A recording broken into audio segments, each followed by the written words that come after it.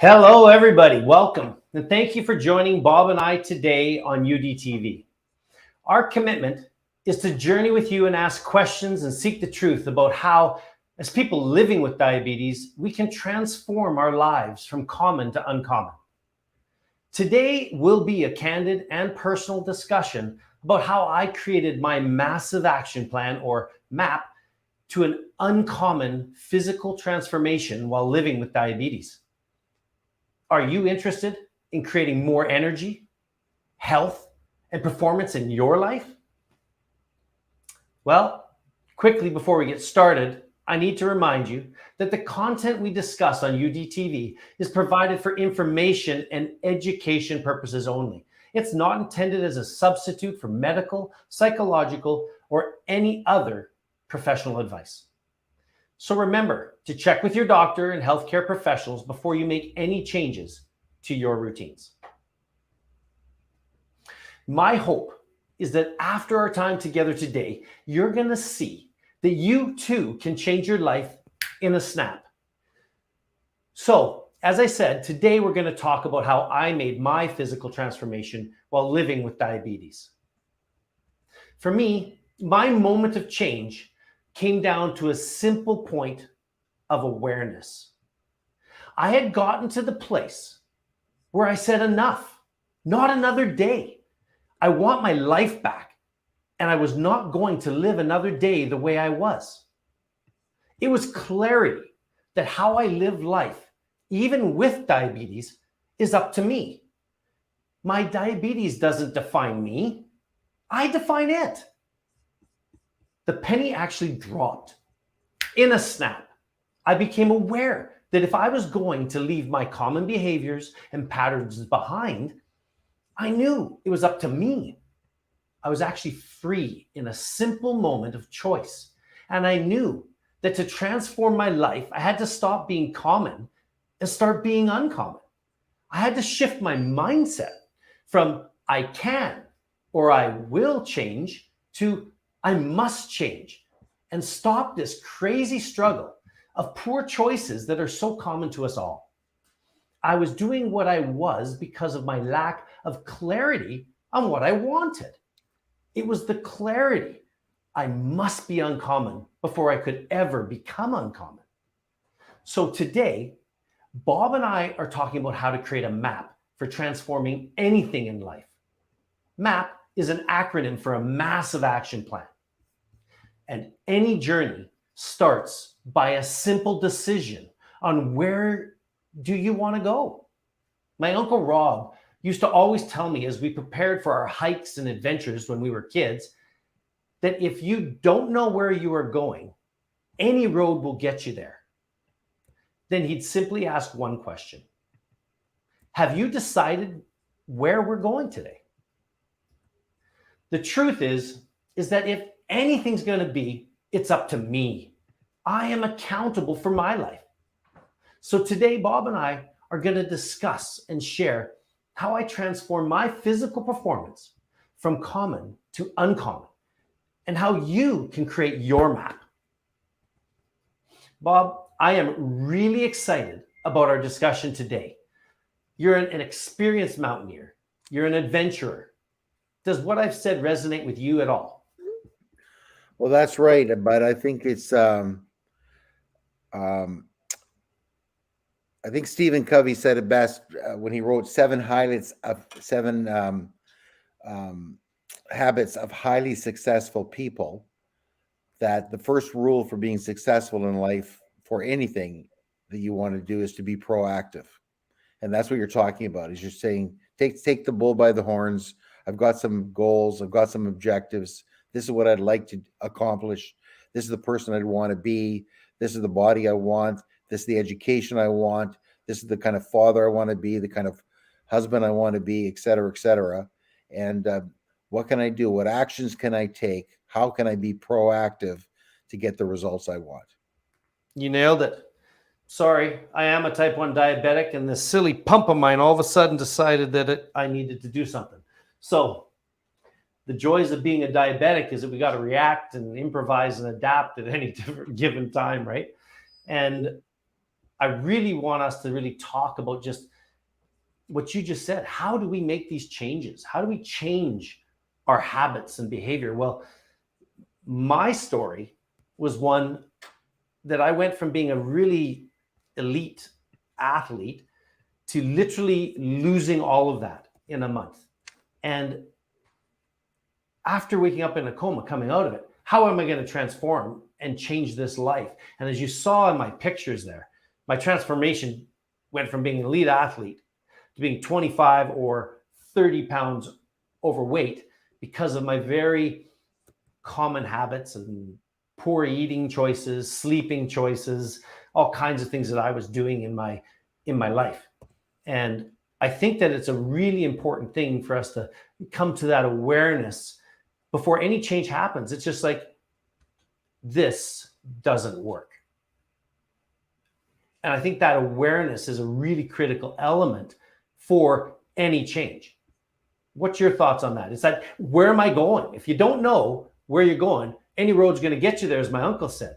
And we really want to have a clear map. So therefore, what do I want is a critical question. Wouldn't you agree? Yeah, and when you take a look at the areas of your life, I mean, there are like, I think, eight major areas. So what do I want for me physically? What do I want for me mentally? What do I want for my work, my career?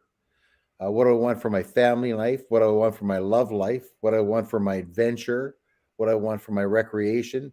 These are we can take a look at the map in terms of sections, big hunks of that are really important to us, the things that really make us excited about life, and plan for those specific things. Totally agree. What has always been a big part of my life, as you know, is these big rocks that I talk about. And what you've just said is really describing what I use as what I call my form of life. And what are the big rocks? What's the one thing I want in my family and my friends? That's the F. What's the one thing that I want in my occupation, that work, that wealth, with Uncommon Diabetic? How do I empower people, right? Recreation. What are the things that I love to do and be active doing? And lastly, how do I motivate and educate myself? So these big rocks in my form of life have always been a key part of deciding that I want. And Bob, you and I have really done a lot of discussion and research over the last many years, and it's really come up to this concise, what I call the R3 method, right? What's the result we want? That's the what. And where am I going? The reason, that's the why and the purpose I want to even get there in the first place. And then lastly, what are the actions or the routines I need to do to get there? So let's talk a little bit about these results and how do we really define those big rocks, that one thing in each one of those buckets, let's just say, that we would do. What are your thoughts on that? Well, I think a lot of us are busy. We get into careers and we get into relationships, and what happens is our lives become very, very busy. And so I think I read just recently somewhere that between 50 and 70% of our lives are just in the natural routines of life, getting in a car and driving somewhere, making sure our beds are made, washing clothes, buying supper. Those daily things we do during life take a huge part of our life up, and we're not intentional about how we spend that time, and we're not thoughtful about how we spend that bulk of the day. But that's where we probably should start. We should probably really be aware that a lot of the things we do in each and every day, we do every day anyway, and it's going to take up a lot of the day. After we do that, it's like, when am I going to spend my time shopping? Like, what part of the day? And the next big question is, what am I going to do for me? Like, what are we going to do that advances my happiness, my success, my excitement about life? And that's another issue, is that a lot of us, I know earlier in my life, I didn't think about taking care of myself. I didn't think about being healthy. I just was cruising. I was just busy. I was busy. I didn't take the time. I know a lot of people too that feel guilty about that. It's like, oh my gosh, I'm going to squeeze in an hour here for exercise. I'm going to squeeze in an hour just to read a book. And they don't feel good about that. It's there's a bad emotion that's attached for taking care of themselves. And I think for us with diabetes, I think that's massively important, that we put ourselves very high on that take care of list. And so taking the time to organize our busy life, and then taking the time to take care of ourselves each and every day is so important. It's massively important. It's the start of the plan. And it starts with the little things, like saying that I'm going to regularly test.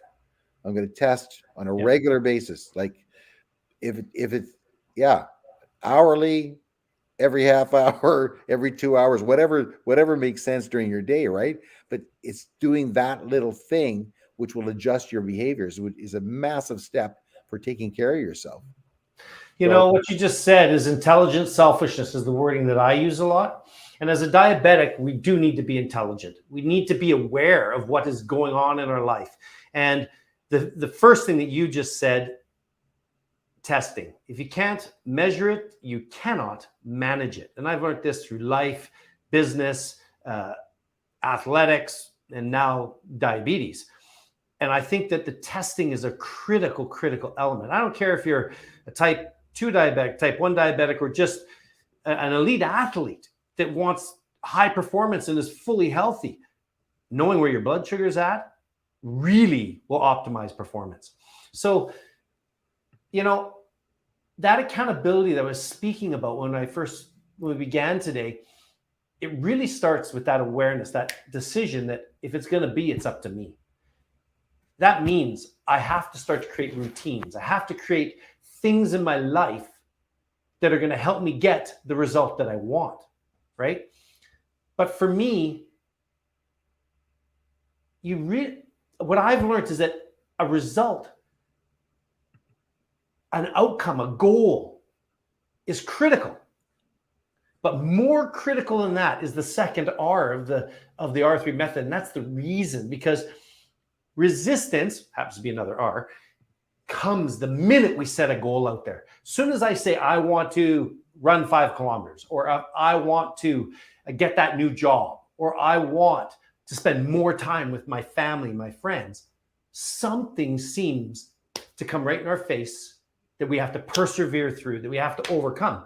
And that requires intelligent selfishness, to be aware that I need to test my blood if I want to know if I should eat something or not, or if I'm able to go and have that workout that I know I should right now and I want to have. But if I haven't fueled myself appropriately, I'm going to create an issue as a diabetic, and could actually be a negative if I haven't set myself up properly. So let's just talk about that for a bit on my reasons. You know, we're talking about my transformation. You know, I said that I was a high-level athlete before, and I was fit, and I honestly didn't know. I never had to really worry about losing weight because I was so active.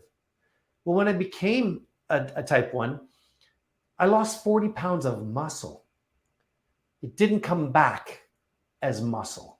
Some of it did, but about 25 to 30 pounds of it was not shaped the way it was before. And that resistance, that identity that I had of who I was, it broke me almost, because I struggled, right? Mm-hmm.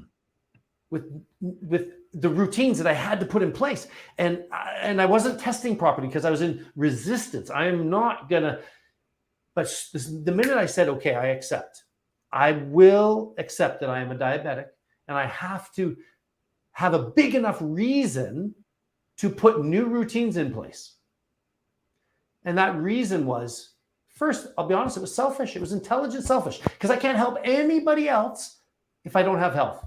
If I don't have the ability to go on the walk or run with my friends, or to go out and eat dinner with someone and know what to order or how to order in a restaurant.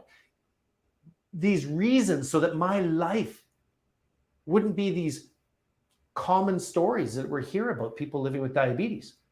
I want it to be uncommon, that I would live as if no one even knew I was a diabetic, but proudly. So what do you think about how do we take these reasons and use them as a force, a power, not excuses? That's the negative side of a reason, but a reason, a purpose to persevere through the resistance that comes when we set these goals and results. Yeah, I think that's Heath. I really do think that that's an individual choice. So I think that first of all, I know statistically that most people, 3% of all professionals write down personal goals and objectives each and every year. 3%. Big study by Gallup. Like we're talking well-educated professionals, and they don't write down their goals and objectives. They just kind of live day by day. So we know that that's a huge issue with people is what am I trying to accomplish this week? What am I trying to accomplish this year? What am I trying to accomplish in the next 5 years? If you add the complication of a serious illness like diabetes or some kind of a traumatizing event, you've got a big challenge ahead of yourself. People lose, as you well experienced, you lose yourself, you lose your past life, and now you have to recreate your new life. Yes. And so I would say that it's an opportunity to start again. So I would say a traumatizing event like getting diabetes or struggling with diabetes as being an opportunity for a person to start again, to really craft out the next 2, 3, 4 months, 6 months, and a year, and have a plan of action to really address low energy, blood sugar, A1C, if they have it, weight control and gain, those sorts of things. It's like, what can I do? Because really what you experience and we all experience is the lack of education, the lack of knowledge to take that action. But like you did, it starts out with that thought is, I'm starting a new life. There's a massive change here for me. And now I've got to take some actions, but I don't know what to do. So I would say reach out, get the right information, but have the plan for the areas of your life that you're really struggling with. I think what you said is also really important for us all to understand is that we have to look at everything as an opportunity. It's an opportunity to learn. It's an opportunity to grow. It's not happening to us. This is happening for us. Am I saying that our diabetes is happening for us? No, but I get to choose my mindset, the way I think about this moment that I'm in and how I'm going to respond to whatever the life brings me. That resistance that is part of life. It doesn't go away. We make a decision. We think we made the right one, and immediately there's more decisions to be made now, right? Yeah. But I think where this leads, and we're going to really dig into our routines and actions, but when we clearly know what we want, Bob, and we set that beacon out there, that's what I want. The best method I have ever found in life to this date is to surround myself with people that already have it, to go and get involved. If I want to be a runner, then I better go and join a running club, to be around runners of all different levels. That's basically community. That's what we're doing with UD community. Diabetics learning how to live an uncommon diabetic life. Get involved in a community. It doesn't have to be obviously ours or anything, but be involved with people that have what you want because they already know the path to it. The second thing is that reason. You got to dig deep. It's got to be not just a thought, because thoughts create beliefs and meanings about us, positive and negative, but it's our feelings, our emotions that creates our motions, right? We got to move from our head into our heart. And that's those reasons that drive us. And for me, I'm going to make a funny one. It's on my mug here. Just a simple reason. I want to be the most jacked grandpa that I can be. I'm so blessed with my little Weston, and that opportunity to be a young grandfather, right? 52.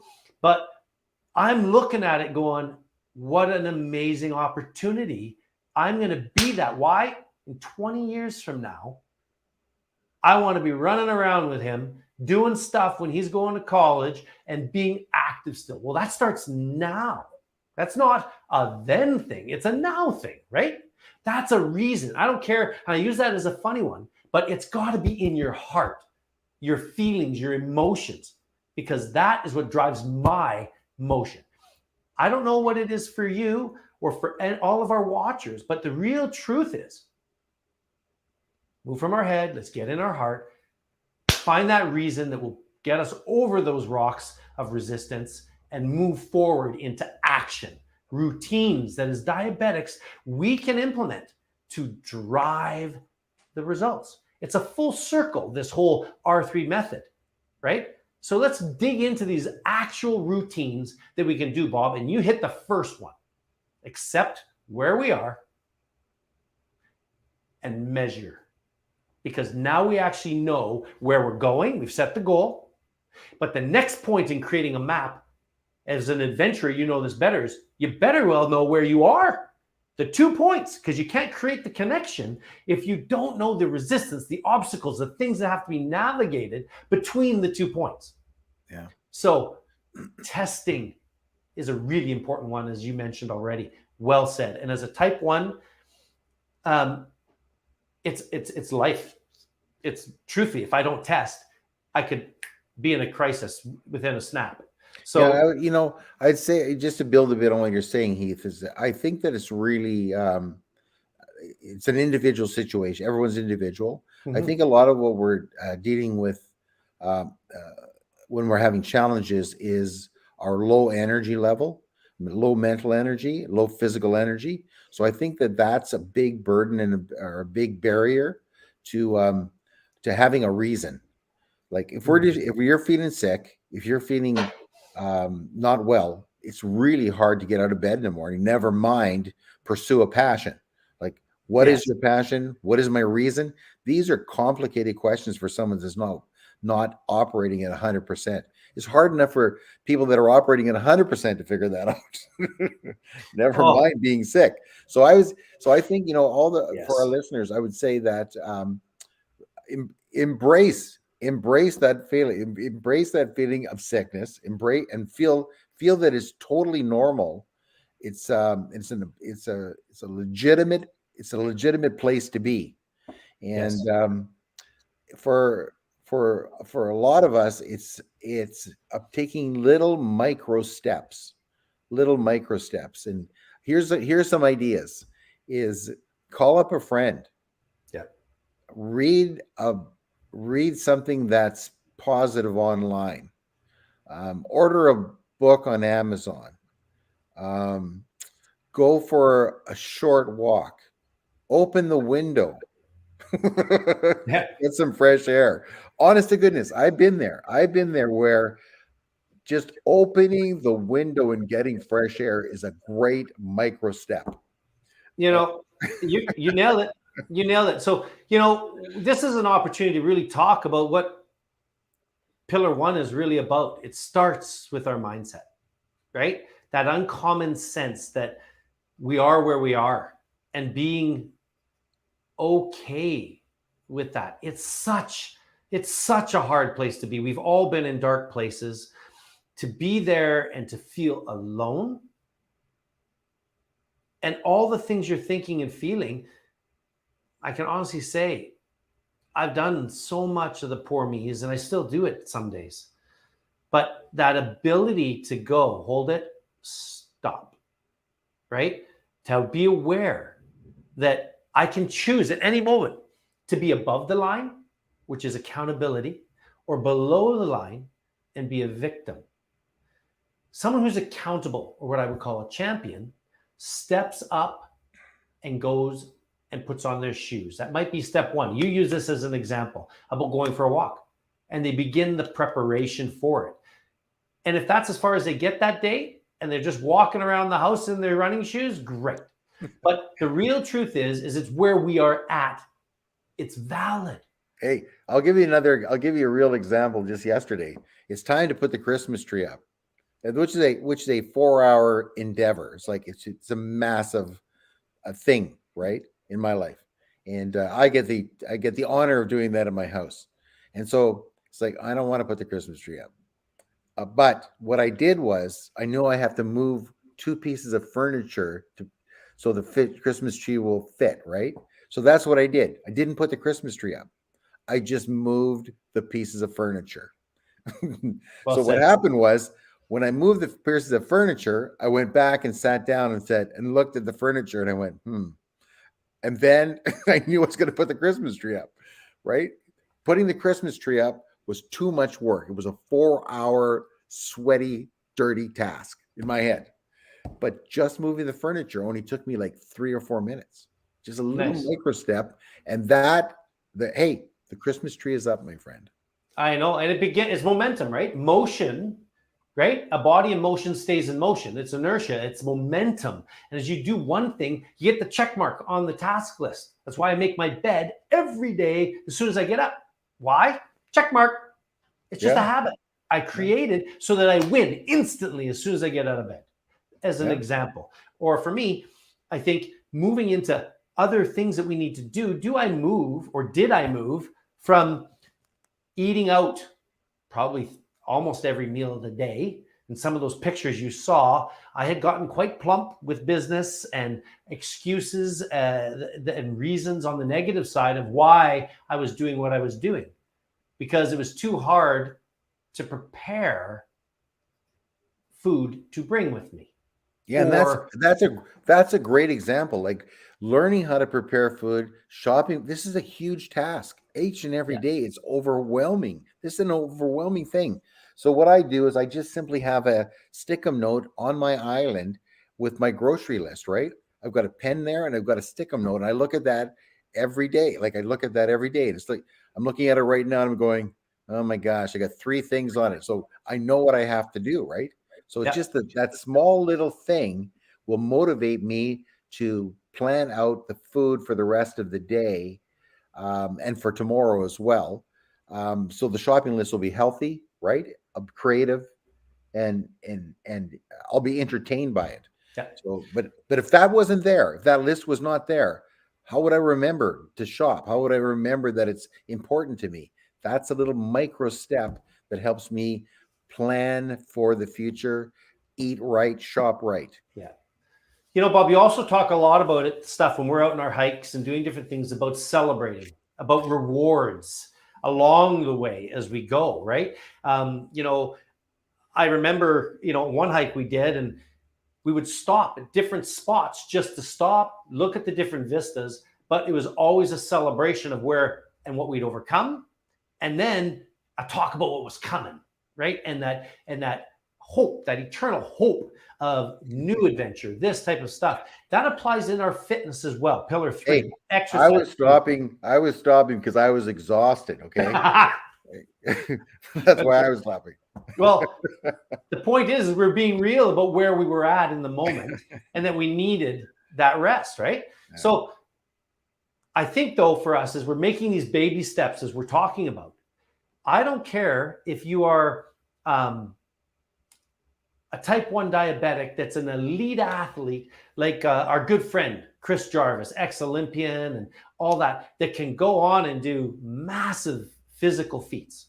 Or if you're someone who has had a lifestyle that's quite sedentary due to a back injury or whatever, and you're significantly overweight, it starts with where you're at and making that step. And I know friends, right, that is literally, they're watching the hockey game and they stand up and they've started their routine so much as that on the commercials, they stand up, sit down, 10 times. And that was it. But during the hockey, those stand up, sit downs of every commercial period, right, ended up being hundreds of stand up, sit downs. And it began to grow for them. And it was that simple. They said, you know what? I actually did, holy crap, I did 300 squats. Yeah. And it grew from that into a workout, and then into a walkout, and into a jog run, or a walk jog, and then it grew. And I had to go through that too. I didn't jump right back into this elite athlete. It was truthfully a multi-year journey of learning, almost 30 years of living with diabetes now, of how to test, what foods I needed before I went into a workout so I didn't have lows and crashes. Oh, learning that I actually have Heath's diabetes because I like HIIT training, short, high intensity interval training. Well, my liver actually spews sugar in when I'm doing that activity. So I actually would get a upward trend in my sugars, where if you're just doing a walk, when I go golfing, it creates a downward trend in my sugars very rapidly. So the activity changed the routine or action I had to take in my planning. And as I started to try different things, I realized I have a golf routine. I have a gym routine. I have a office day routine, right? So that I shift my eating, I shift my micro breaks and little activities that I do based on the day. There's not one thing fixes all things. Mm-hmm. But I know that in our community, what we're doing is we're teaching and walking with people and journeying with people on how to create this map for them. It's about you. It's about me and my goals, what I wanted. And as you saw in some of those pictures, and I'm proud to say at 52, I can do some really uncommon things, right? I've gained back my 30s, quite honestly. That was my goal when I started. I wanted more than a decade of my life back. I didn't want to be too tired to run with my grandson as a simple one of my many results that I'm looking for. And that has helped me through my resistance to continue with my routines. Do I still treat myself? Of course I do when I'm eating. I'm watching a movie, I like to have a snack. I might have a little bit of popcorn or that. But what's the routine for movie night that's going to keep my sugars in check? These are the things that you need to work with people and share ideas. And that's what we do in our communities. That's what we do by surrounding ourselves in proximity to people. And that's where I learned, because I haven't learned, let me rephrase that actually. I have learned everything I have from someone, right? There's nothing that I know or that I'm going to pass on or teach all of our team at Uncommon Diabetic that I haven't learned from someone. And a good chunk of them aren't even from diabetics. I've taken it and tweaked it intelligently on how to apply it in my life and go, oh, this works. Oh, that was a fail. I almost ended up in hospital. Let's do this now. Mm-hmm. And so on and so forth. So I can't speak enough about the power of proximity. Yeah. And that's something that I rant about. I think also, Heath, that I've noticed about you and the way you live your life is that you're able to do these things like routines for golf, routines for working out, routines for office and work, et cetera, because you've got the majority of the rest of your life organized. So as an example, when I visit your home office and I walk into your house, it's amazingly organized. It's clean. It's neat. It's tidy. Everything's in its place. It's in a very attractive, organized home place. You can feel the love in the house. So you've taken the time to organize some of the basic fundamentals of your life, which I think this is so important for anyone that's feeling a little bit lost or a little bit disorganized and not knowing where to start. I think we start with our kitchens or our bedrooms or our beds. The truth is, if our bedrooms are really, really messy, there's clothes all over the place, the bed's unmade and stuff, we got to go back there every night. It's like we should start with making that a place that we want to go to. We spend 90% of our time in the kitchen, front room areas. That should be really well organized. It should be a place where you feel safe and secure and happy. And it should be a place that you're just really happy to be in. And I think that's a really great place for people that don't know where to start in terms of planning, getting organized, and taking steps forward is start where you're living right now and just make Yes. it doesn't have to be the whole house. Hey, it doesn't have to be every room. Just start with one place You know, and you make just, it beautiful. yeah, you've nailed it, Bob. I love that point, right? I call that space scrubbing. For me, the messiest place that I have to space scrub most of the time is right here, right between my ears, right? But what helps me is what you've just said, creating order, right? It fulfills a need of mine of certainty that I've got a safe place, as you've said, that I can work. It's clean, it's organized, and then it builds confidence that I can deal with this task at hand when I'm in my work environment. It allows that, when I come and I want to go to the gym or whatever, I know where my clothes are, as an example. And everyone has different levels, standards in these areas. This isn't about a right or wrong. It's a system that works for you. It's back to those routines, what it may be.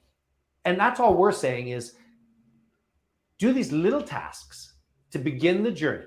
The Chinese proverb, I lived in China, I speak Chinese, and I learned is that the 10,000-mile journey begins with one step. Yeah, but could you say that in Chinese? 我现在我不知道，但是我的脑子有问题。Oh, I said you that can. right Okay, now. you can. To go through that is my brain's having a little bit of a problem. So, I guess what I really like what you've said. Today's results, today's reasons, right, and today's actions are nows. Tomorrow, we are different. We've learned, we've progressed, and now it's a game, moving the mark, stacking it up. And when you start to lay the foundations, right, of your life on solid principles and pillars, the foundations start to grow. Life starts to become more stable. You start to have a different view and a vantage point that you can see further and be able to shoot for longer targets. This is all part of creating our map.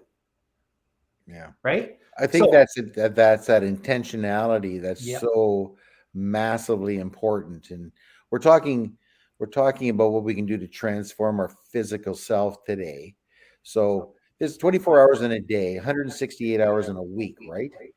And the average Canadian spends something like 27 hours a week in front of a TV or screens, and many spend many more hours than that.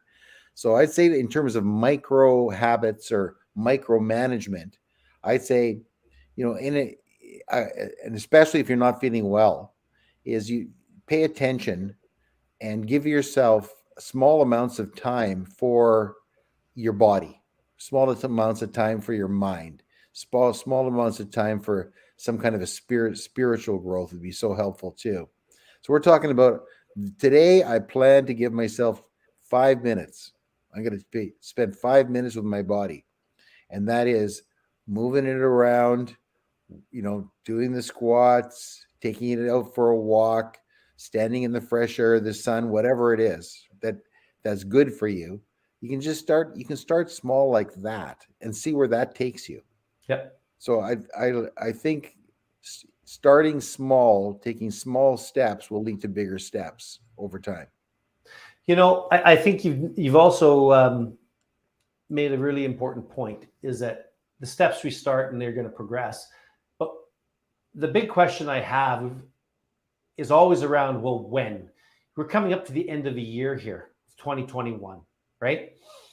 What I like to do when I'm creating a new map, especially people start to make resolutions. I'm not a resolution person because I believe one simple thing. You don't wait till next year to make a plan. When's the right time to make a plan? It's right now.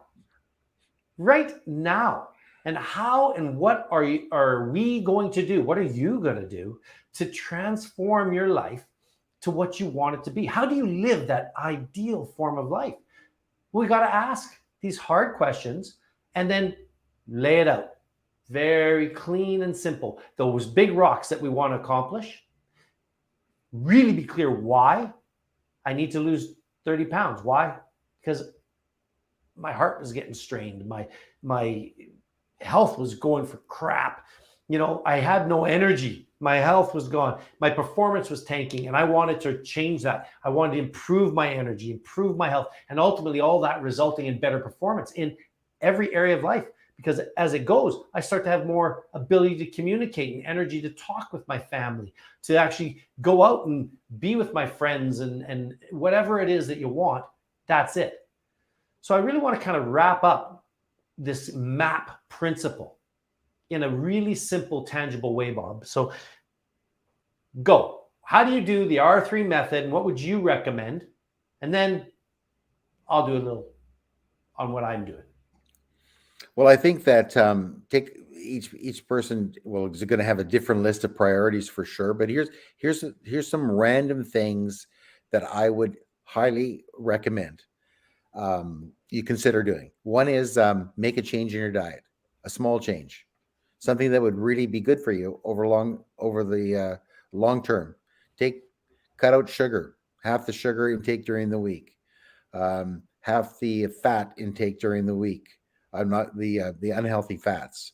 Lower your carb levels to under 100 per day. These are rough guidelines, but make a small change in your life just for a week and see where it goes. See if you like it or not. The second thing is I would recommend have a laugh. Like, we don't laugh enough. Yeah. We need to find things to make us laugh, man.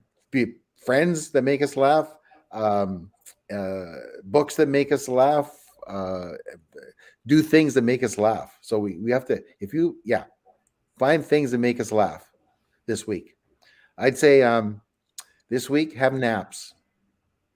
Have little power micro naps, little micro rests, 10 to 20 minutes a day. It'll totally re-energize you. Just close your eyes, find somewhere you can put your feet up and close your eye during the hard times during the day, and just see where that goes during the week. If you can't squeeze in 5 minutes, 10 minutes here, and just see how you feel going forward. I'd say reach out to somebody that you haven't talked to in a while that you really enjoyed before, somebody that's had an impact on you, and just have a chat with them. Tell them how you feel about them. They're good friends. Express some feelings and see what happens there too. These are things that really boist ourselves and buoy the spirit as well. Another couple of things, but I'll pass it on to you, is one, help someone. So there's somebody that needs your help. Somebody needs your wisdom. So if you could actually just be helpful to somebody in the house, one of your friends, your parents, your neighbors, someone down the street, just go out of your way and do it and see how you feel. And the last thing is, I'd say at least once a week, but hopefully more than that, plan something special for yourself. So if you can afford a massage, if you can take the time to go to a spa, if you're going to go out, eat some really good healthy food at a very nice place. You're going to go for a hike. You're going to plan some sort of a place you've been meaning to go, but you haven't gone, like a little adventure, something new. These sort of things really buoy the spirit and motivate us to do other things. Right on. I don't disagree with you at all. Mine's not far off that. I really build my life and the map for what I'm doing all around the 4 pillars, so that I'm continually adding to a solid foundation for my life. And that's one thing. What's one thing that I can do, that I can put in, that's going to help improve my mindset, my vision of where I want to go. 2, I try to hydrate, and I try to eat at least one really clean meal a day. And if I can, I even try to use intermittent fasting within there as best I can based on my schedule.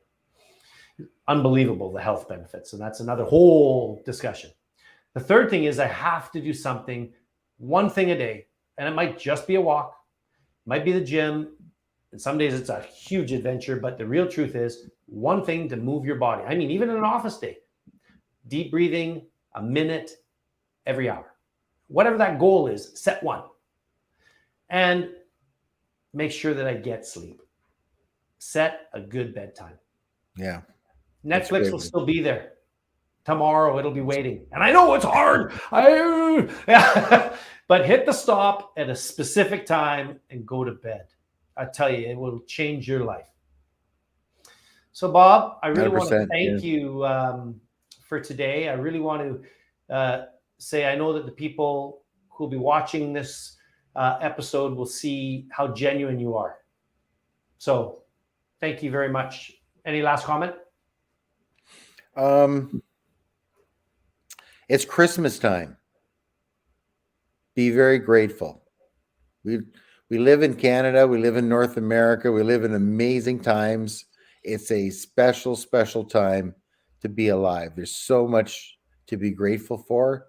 And sometimes we get overwhelmed with our issues and problems and concern. But I would say spend some time and just think of all the things you have to be grateful for in your life, and you'll feel fantastic. 100%. 100%. I am really grateful myself. So, everybody, I hope today has helped you to understand how I create and Bob create our maps so that we can live our ideal form of life, full of energy, health, and performance. As Helen Keller said, life is either a daring adventure or nothing. Let's be grateful. Let's create the belief that together we can, we will, and we must shift and transform our shoulda, coulda, and wouldas into did. The truth about creating uncommon performance or energy or health is to first see it, feel it, then do it. And now is the time. So with that said, I want to invite you to join us for our completely free live workshop called Uncommon Diabetic Transformation Workshop, where I'm going to introduce you to a revolutionary and science-based approach towards your diabetic health. We will help you make 2022 your year of transformation. Together, we can create your map and build the foundations to having an uncommon year and life starting now. So just click the link below or register at uncommondiabetic.com for this Thursday's event at 7 p.m. Eastern. Also, click the subscribe button and bell so you don't miss any episodes of UDTV. Thank you for joining us today, and we look forward to seeing you next week. And until then, be uncommon.